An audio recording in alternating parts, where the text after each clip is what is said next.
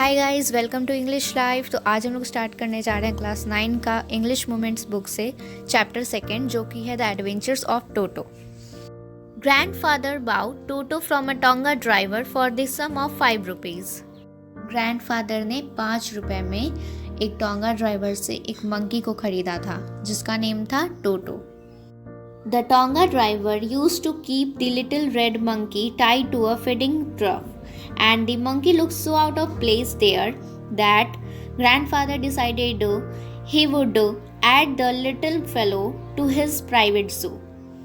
वो जो टोंगा ड्राइवर था वो छोटे से रेड मंकी को फीडिंग ट्रफ के पास बांध कर रखता था। फीडिंग ट्रफ मीन्स मैं आपको बता दूँ एक पॉट लाइक स्ट्रक्चर जहाँ पे एनिमल्स को खाना खिलाया जाता है। और मंकी वहाँ पे बहुत ही अलग दिखता था, इसलिए ग्रैंडफादर ने डिसाइड किया कि उनका जो प्राइवेट जू है उसमें वो इस मंकी को भी ऐड कर देंगे। ग्रैंडफादर का एक प्राइवेट जू होता है क्योंकि वो एनिमल्स के बहुत ही ज़्यादा एडिक्टेड होते हैं। Toto was a pretty monkey. His eyes sparkled with mischief beneath deep-set eyebrows, and his teeth, which were a pearly white, were very often displayed in a smile that frightened the life out of elderly Anglo-Indian ladies. टोटो एक बहुत ही सुंदर सा monkey था। उसकी आंखें बहुत ही ज़्यादा चमकीली थी और उसके आईब्रोज बहुत ही ज़्यादा डीप थे और उसके आईब्रोज के नीचे से उसकी आंखें बहुत ही खूबसूरती के साथ चमकते थे। और जब वो मुस्कुराता था तो उसके मोतियों जैसे सफ़ेद दांत देखकर सारी एल्डर जो भी कम उम्र की थी एंग्लो इंडियन लेडीज सभी शर्मा जाती थी, उनकी जान निकल जाती थी। But his hands looked dried up as though they had been pickled in the sun for many years. Pickle means सुखाना होता है, लेकिन टोटो के हाथ बहुत ही ज़्यादा सूखे हुए लगते थे, जैसे सालों से उन्हें धूप में सुखाया गया हो। Yet his fingers were quick and wicked, and his tail, while adding to his good looks, grandfather believed a tail would add to anyone's good looks, also served as a third hand. लेकिन उसके fingers बहुत ही ज़्यादा फुर्तीले और शरारती थे। उसकी पूंछ तो इतनी ज़्यादा सुंदर थी कि उसकी सुंदरता में 4 चांद लगा देती थी। ग्रैंडफादर ऐसा बिलीव करते थे कि जो पूंछ होता है वो किसी की सुंदरता को बढ़ाता है, जो तीसरे हाथ का काम करती है। He could use it to hang from a branch and it was capable of scooping up any delicacy that might be out of reach of his hands. वह अपने पूंछ के सहारे किसी भी ब्रांच से लटक सकता था और जहाँ उसके हाथ नहीं पहुँच पाते थे वहाँ वो अपना पूंछ का इस्तेमाल करके वो भोजन प्राप्त कर लेता था। Grandmother always first when grandfather brought home some new bird or animal. Grandfather जब भी कोई न्यू बर्ड और एनिमल लाते थे तो ग्रैंडमा बहुत ही ज़्यादा गुस्सा होती थी और शोर मचाती थी। So it was decided that Toto's presence should be kept a secret from her until she was in a particularly good mood. इसलिए ग्रैंडफादर ने सोचा कि वो टोटो को घर पे लाए हैं, इस बात को सीक्रेट ही रखेंगे उनसे जब तक कि उनका मूड ठीक नहीं हो जाता। Father and I put him away in a little closet opening into my bedroom wall, where he was tied securely, or so we thought, to a peg fastened into the wall. यहाँ पे author Ruskin bot बता रहे हैं कि मैं और मेरे दादाजी उस टोटो को मेरे बेडरूम से जो खुलने वाली कबर्ड थी जो वॉल से अटैच्ड थी उसमें उसे बांध दिया। A few hours later, when grandfather and I came back to release Toto, we found that the walls, which had been covered with some ornamental papers chosen by grandfather, now stood out as naked brick and plaster.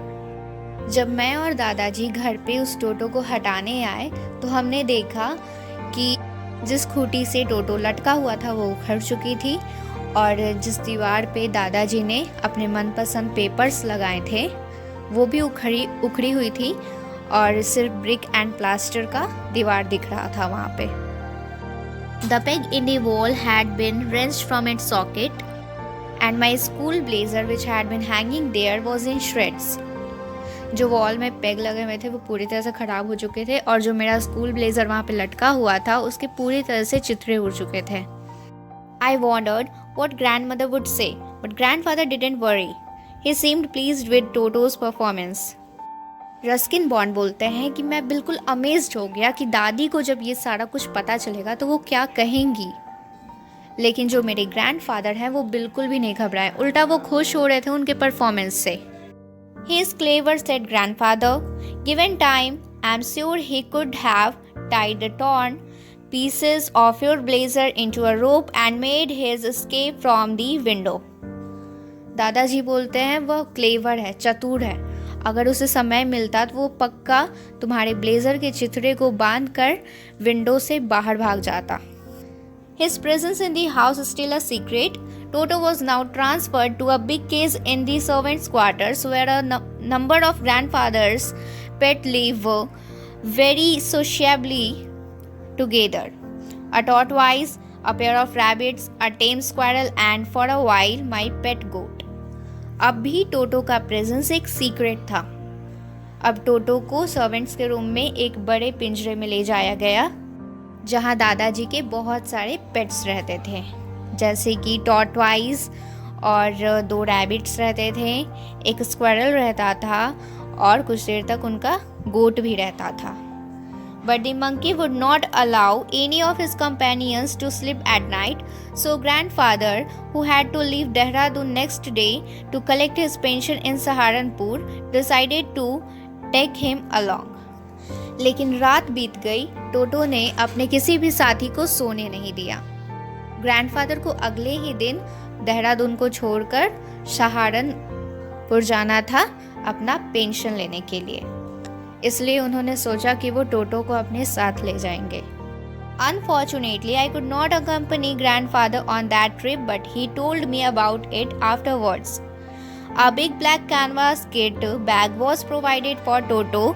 This, with some straw at the bottom, became his new abode. Unfortunately, Ruskin bond अपने दादाजी के साथ सहारनपुर नहीं जा पाते हैं, लेकिन बाद में दादाजी उन्हें सारा कुछ बताते हैं। एक बड़ा सा ब्लैक बैग टोटो के लिए लिया गया जिसके बॉटम में कुछ घास फूस डाल दिए गए जो टोटो का घर जैसा लग रहा था। एबॉर्ड किसी भी रहने के स्थान को कहा जाता है। When the bag was closed, there was no escape. जब बैग को बंद कर दिया गया तो उससे बाहर निकलने का कोई भी रास्ता नहीं था। Toto could not get his hands through the opening and the canvas was too strong for him to bite his way through. Toto bag के बाहर अपना हाथ भी नहीं निकाल पा रहा था और बैग इतना ज़्यादा मजबूत था कि वो अपने दांत से उसे काट भी नहीं सकता था। His efforts to get out only had the effect of making the bag roll about on the floor or occasionally jump into the air, an exhibition that attracted a curious crowd of onlookers on the Dehradun railway platform. टोटो अपने bag से बाहर नहीं निकल पाया, उसका सारा efforts बर्बाद गया। उसके सारे एफर्ट से बस इतना हुआ कि वो बैग बार बार उछल रही थी और बार बार ज़मीन पे गिर जा रही थी, जो बाकी सारे लोगों को बहुत ही ज़्यादा स्ट्रेंज लग रही थी और देहरादून रेलवे प्लेटफॉर्म पे बहुत ही ज़्यादा उस बैग को देखकर भीड़ इकट्ठी हो चुकी थी। Toto remained in the bag as far as Saharanpur, but while grandfather was producing his ticket at the railway turnstile, Toto suddenly poked his head out of the bag and gave the ticket collector a wide grin. Saharanpur पहुंचने तक टोटो अपने bag में ही रहा, लेकिन जैसे ही grandfather बाहर निकलते time ticket collector को अपना टिकट दे रहे थे, तभी टोटो बैग से अपना सिर निकालता है और टिकट कलेक्टर को देखते हुए स्माइल करके अपना दांत दिखाता है। The poor man was taken aback, but with great presence of mind and much to grandfather's annoyance, he said, "Sir, you have a dog with you. You have to pay for it accordingly." वो बेचारा ticket collector बहुत ही ज़्यादा डर गया और डर के कारण तेज सांस लेते हुए उसने ग्रैंडफादर से कहा, सर आपके पास एक कुत्ता भी है, इसलिए आपको इसके अकॉर्डिंग पे करना होगा। In vain did grandfather take Toto out of the bag. In vain did he try to prove that A monkey did not qualify as a dog or even as a quadruped. Grandfather ने टोटो को अपने bag से बाहर निकालकर ये साबित करने का कोशिश किया कि वो एक कुत्ता नहीं, चौपाया है, मतलब 4 पैरों वाला मंकी है जिसका भाड़ा बिल्कुल भी नहीं लगना चाहिए। Toto was classified a dog by the ticket collector and 3 rupees was the sum handed over as his fare. लेकिन टिकट कलेक्टर ने उस टोटो को कुत्ता साबित कर दिया, इसलिए दादाजी को मजबूरन 3 रुपए उस टिकट कलेक्टर को देने पड़े। Then grandfather, just to get his own back, took from his pocket our pet tortoise and said, "What must I pay for this, since you charge for all animals?" Grandfather को बहुत ही ज़्यादा गुस्सा आ गया, इसलिए उन्होंने अपने बदले के भावना से अपने पॉकेट से टॉर्टवाइज निकाला और पूछा, क्या मैं इसका भी भाड़ा दूं? क्या आप सभी एनिमल्स का भाड़ा लेते हो? The ticket collector looked closely at the tortoise, prodded it with his 4 fingers, gave grandfather a pleased and triumphant look and said, "No charge, it is not a dog." Ticket collector ने tortoise को भी नज़दीक से देखा और उसे दबाया और फिर वो खुश होकर बोलता है दादाजी से, इसका कोई भाड़ा नहीं क्योंकि ये कोई कुत्ता नहीं है।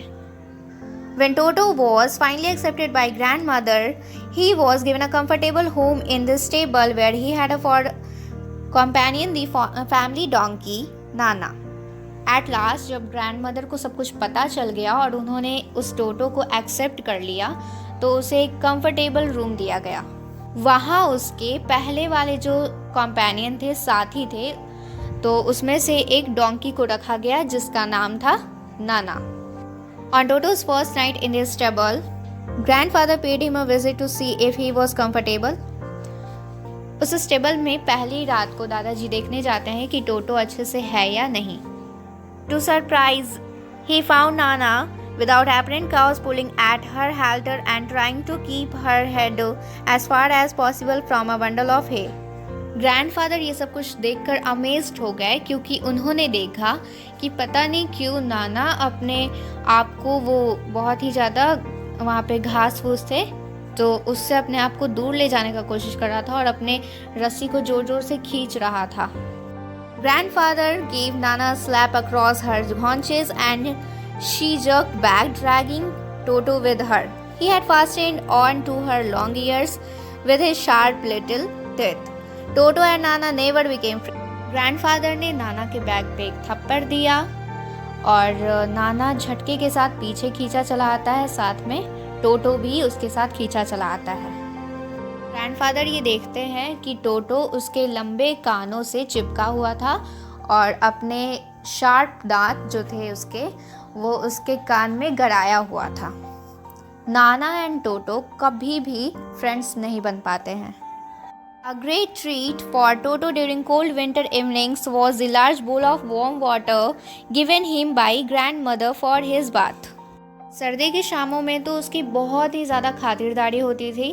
ग्रैंडमा डेली शाम में उसको गर्म पानी का कटोरा देती थी नहाने के लिए। He would cunningly test the temperature with his hand, then gradually step into the bath. First one foot, then the other, as he had seen me doing, until he was into the water up to his neck. वह बहुत चालाकी से पहले पानी के temperature को देखता था और फिर वह उसमें अपना हाथ डालता था कि पानी कितना गर्म है। फिर वो धीरे धीरे नहाता था। वह रस्किन बॉन्ड का कॉपी करता था। पहले एक पैर डालता था पानी में, फिर दूसरा डालता था और ऐसा वो तब तक करता था जब तक पानी उसके गर्दन तक ना आ जाए। Once comfortable, he would take the soap in his hands or feet and rub himself all over. फिर वो आराम से बैठ जाता था और अपने हाथ और पैर पे साबुन लगाता था। When the water became cold, he would get out and run as quickly as he could to the kitchen fire in order to dry himself. जब पानी ठंडा हो जाता था तो टोटो अपने पानी से बाहर निकल के जल्दी से किचन की तरफ भागता था, चूल्हे के सामने बैठकर अपने आप को सुखाने के लिए। If anyone loved at him during this performance, Toto's feeling would be hurt, and he would refuse to go on with his bath. One day Toto nearly boiling himself alive. उसकी हरकतों पे अगर कोई हंस देता था तो टोटो बहुत ही ज़्यादा हर्ट हो जाता था और नहाना ही बंद कर देता था। एक दिन तो टोटो जिंदा ही उबलने वाला था। बताती हूँ कैसे। A large kitchen kettle had been left on the fire to boil for tea, and Toto, finding himself with nothing better to do, decided to remove the lid. एक दिन किचन में एक बड़ी सी केतली टोटो के पानी के लिए और चाय के लिए, दोनों के लिए उबलने को रखी हुई थी। खाली बैठे टोटो ने केतली के ढक्कन को हटाने का निश्चय किया। Finding the water just warm enough for a bath, he got in, with his head sticking out from the open kettle. This was just fine for a while until the water began to boil. उसने जब पानी को test किया तो उसे नहाने के लिए सही टेम्परेचर लगा उस पानी का, इसलिए वो सीधा उस केतली में घुस गया नहाने के लिए और अपने सिर को ऊपर निकाल लिया। लेकिन वो तब तक ही अच्छे से आराम से नहा पाया जब तक कि पानी उबलने नहीं लगा। Toto then raised himself a little, but finding it cold outside, sat down again. He continued hopping up and down for some time until grandmother arrived and hauled him half-boiled out of the kettle. टोटो अपने आप को बाहर निकाला थोड़ा सा, लेकिन उसने बाहर बहुत ही ज़्यादा ठंड पाया, इसलिए वो वापस से बैठ गया नीचे। वह गर्म पानी के कारण, उबलता हुआ पानी के कारण केतली में बार बार उछल रहा था। फिर जल्दी से ग्रैंड मदर आई और उसे जल्दी से वहाँ से बाहर निकाली। तब तक वो आधा तो उबल ही चुका था। अगर हमारे दिमाग का कोई भी हिस्सा शरारत के लिए बना है तो वो पूरा का पूरा टोटो के अंदर है। He was always tearing things to pieces. Whenever one of my aunts came near him, he made every effort to get hold of her dress and tear a hole in it.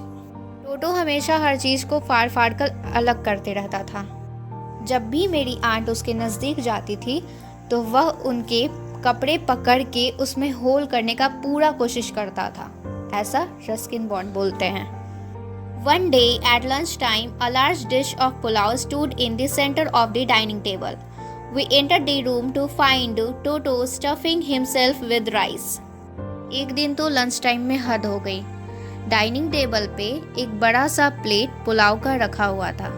हम लोग जैसे ही वहाँ enter किए तो हमने देखा कि टोटो उस टेबल पे बैठा हुआ था और उस प्लेट में जितने भी राइस थे सभी को अपने मुंह में ठूस रहा था। स्टफ मतलब ठूसना होता है। My grandmother screamed and Toto threw a plate at her. One of my aunts rushed forward and received a glass of water in the face.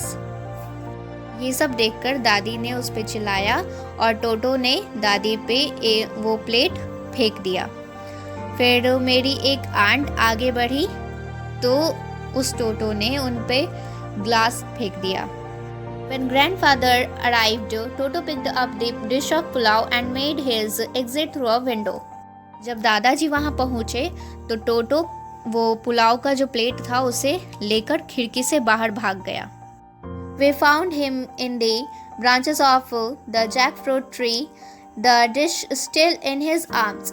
He remained there all afternoon eating slowly through the rice, determined on finishing every grain. हमने जब देखा तो वो किसी कटहल के पेड़ के ब्रांच पे बैठा हुआ था और अभी तक उसका जो प्लेट था उसके आम में ही था। पूरी दोपहर वहीं पे रहा और चावल का एक एक दाना खत्म कर दिया। And then, in order to spite grandmother, who had screamed at him, he threw the dish down from the tree and chattered with delight when it broke into 100 pieces. दादी उस पे चिल्लाई थी, इसलिए वो दादी को चिढ़ाने के लिए उस पेड़ से उस प्लेट को नीचे फेंक दिया और वो पूरी तरह से टूट गया plate. Obviously, Toto was not the sort of pet we could keep for long. Even grandfather realized that. बिल्कुल एक जो टोटो था वो एक पालतू जानवर नहीं था और हम उसे लंबे समय तक अपने साथ घर पे नहीं रख सकते थे। दादाजी ने भी इस बात को रियलाइज किया। We were not well-to-do and could not afford the frequent loss of dishes, clothes, curtains and wallpaper. So grandfather found the Tonga driver and sold Toto back to him for only 3 rupees. हम इस चीज़ के इतने affordable नहीं थे कि हम उससे dishes को तोड़ने दें, क्लॉथ्स को फाड़ने दें, कर्टन्स को फाड़ने दें, वॉलपेपर्स को फाड़ने दें। इसलिए दादाजी ने उसे वापस ले गए और उसे वापस उसी टोंगा ड्राइवर को दे दिए और उसे 3 रुपए में दिए, सिर्फ 3 रुपए में बेचे। लेकिन दादाजी ने उसे शुरू में 5 रुपए में लिया था, तो दादाजी को इस हिसाब से 2 रुपए का लॉस हो गया। सो गाइस, हमारी सेकेंड चैप्टर यहीं पे ख़त्म होती है। Thanks for watching my video, that's all. Please like my video. Bye guys.